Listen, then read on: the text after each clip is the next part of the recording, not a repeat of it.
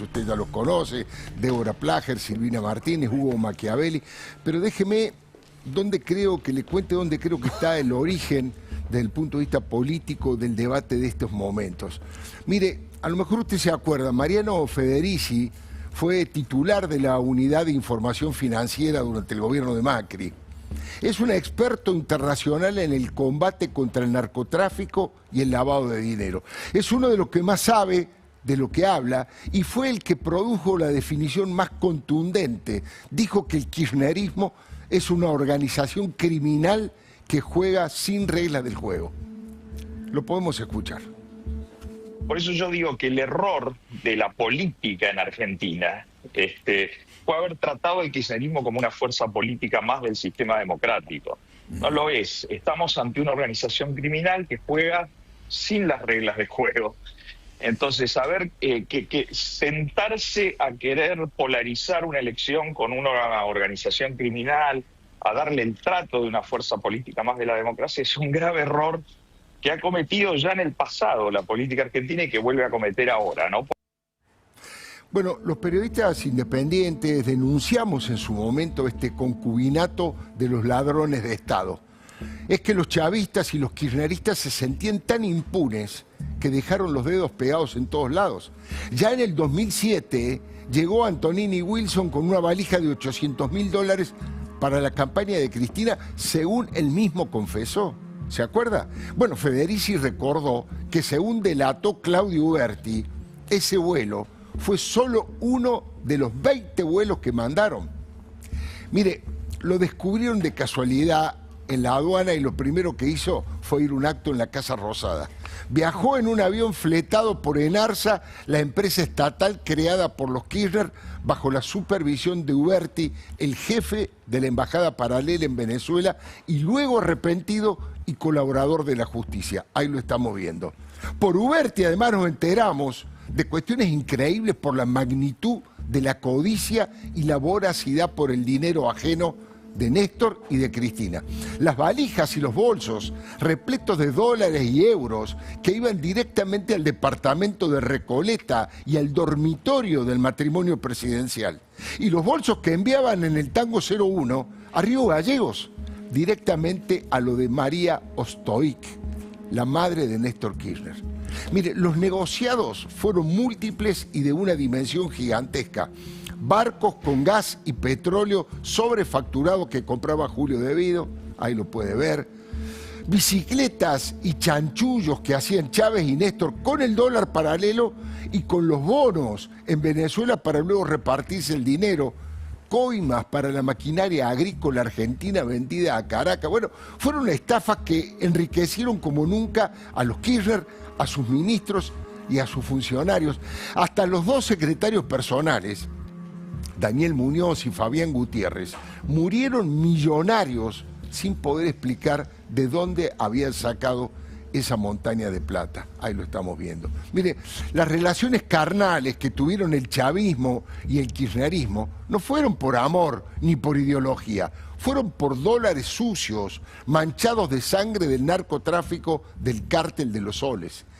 El cuadrado de la corrupción de Estado lo integraron Hugo Chávez y Néstor Kirchner, y luego sus herederos, Nicolás Maduro y la delincuente detenida Cristina Fernández de Kirchner.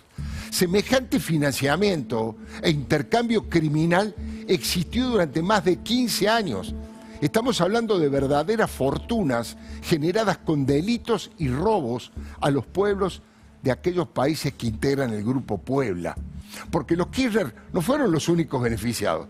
También Evo Morales, felizmente muerto político después de las elecciones de Bolivia, antisemitas ultraizquierdistas como Gustavo Petro de Colombia y hasta el extremista Partido Podemos de Pablo Iglesias en España, entre otros. La confirmación llegó por parte de Hugo Carvajal, conocido por el apodo de El Pollo. Sabe de lo que habla, ¿eh? Y habla como arrepentido luego de haber confesado que integró el Cártel de los Soles, una poderosa y peligrosa organización narcoterrorista que operaba y sigue operando en las Fuerzas Armadas de Venezuela. El Pollo le puso la piel de gallina a todos los integrantes del Grupo Puebla. Es que prometió aportar pruebas, evidencias y documentos de esta gigantesca operación criminal con el objetivo de que le reduzcan la pena. Y lo hizo ante la justicia de los Estados Unidos, nada más y nada menos, no es un off the record. Carvajal fue el máximo jefe de la inteligencia del chavismo, insisto, sabe de lo que habla. Apuntó además contra Lula en Brasil, Fernando Lugo en Paraguay y Ollanta Humala en Perú, entre otros camaradas bolivarianos. La metodología era siempre la misma. Utilizaban a la poderosa petrolera estatal venezolana PDVSA para canalizar los fondos negros y para enviar toneladas de cocaína a los Estados Unidos. El Pollo era uno de los prófugos más buscados por Estados Unidos y fue extraditado desde España. Hoy es un pollito al servicio de la DEA.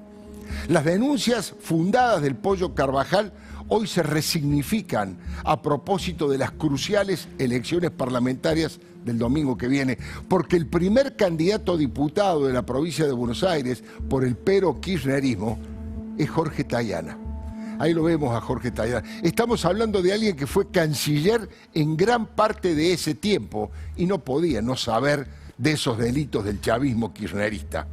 Tal vez por eso, o por su adhesión ideológica a la ultraizquierda justicialista, Tayana no se atrevió siquiera a decir que Venezuela hoy es una dictadura.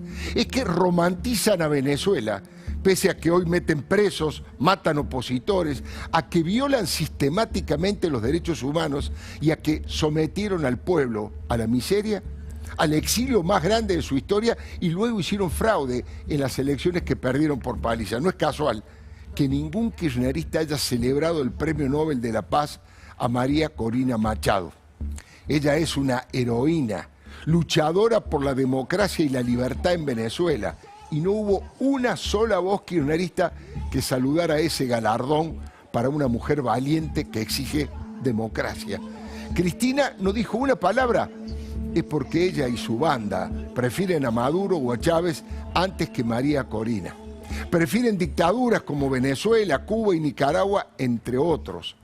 Y esto es una parte, solo una parte de lo que se juega este domingo. Si ocurre un nuevo y amplio triunfo en la provincia de Buenos Aires y mucho más si logran la victoria en todo el país, dejarán al kirchnerismo a las puertas de volver al poder. Ya sea en elecciones en el 2027 o pescando a río revuelto y desestabilizando al gobierno, que en ese caso estaría en dificultades serias si es que el resultado es tan adverso como algunos prevén. Y lo primero que harían los K en la Casa Rosada sería indultar y liberar a Cristina, que es la persona que más daño produjo y que más robó en la Argentina. Está presa por corrupción con la confirmación de la Corte Suprema de Justicia y le quedan varias causas todavía en trámite. La peor es la de los cuadernos de las coimas K, la asociación ilícita más grave de la historia democrática argentina. Nunca nadie robó tanto durante tanto tiempo. La corrupción es gravísima, por supuesto, y debe descalificar a los que la cometieron desde el Estado. Por eso ella no puede competir. Pero infinitamente más grave es un kirchnerismo financiado por la narcodictadura del chavismo. Y por eso debería pesar a la hora de ir a las urnas. Veremos si ocurre. Le doy mi palabra y le doy un consejo. Si necesitas efectivo, tengo la solución. Acércate a Cabildo 2114, donde vas a poder vender oro, alhajas, brillantes, relojes importantes a precio internacional. Como dice Chiche, donde respetan el valor de tus